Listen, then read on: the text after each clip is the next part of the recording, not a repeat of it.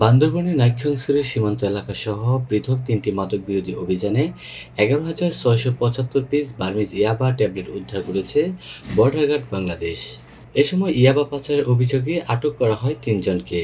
উদ্ধারকৃত ইয়াবার মধ্যে একাংশ মালিকবিহীন অবস্থায় পাওয়া যায় এবং বাকিগুলো পাচারকারীরা শরীরের বিভিন্ন স্থানে অভিনব কায়দায় লুকিয়ে বহন করছিল বলে জানিয়েছে বিজিবি।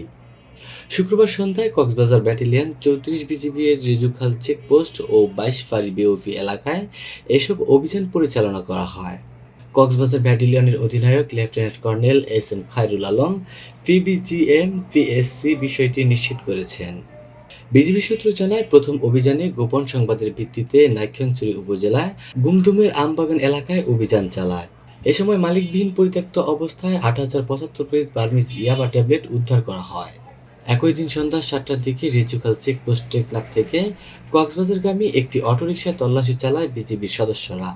এ সময় বিজিবির প্রশিক্ষিত ডগ জর্জ এর সহায়তায় ২ যাত্রীর আচরণ সন্দেহজনক মনে হলে তাদের দেহ তল্লাশি করা হয়। পরে তাদের প্যান্টের ভেতরে বিশেষ কৌশলে লুকোনো অবস্থায় ১,০০০ পিস ইয়াবা উদ্ধার করা হয়।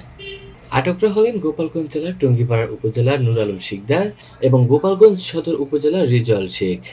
এ সময় ইয়াবা পাচারে ব্যবহৃত একটি বাটন মোবাইল ফোনও জব্দ করা হয়। অপরদিকে একই সময় রেজুখাল চেকপোস্টে আরেকটি অটোরিকশায় তল্লাশি চালিয়ে উখিয়ার বাসিন্দা চৈলামং চাকমা নামে এক যাত্রীকে আটক করা হয়। প্রাথমিক জিজ্ঞাসাবাদে তিনি তার পেটের ভেতরে ইয়াবা বহনের কথা স্বীকার করেন। পরে বিশেষ প্রক্রিয়ায় তার শরীর থেকে ২,৬০০ পিস ইয়াবা ট্যাবলেট উদ্ধার করা হয়।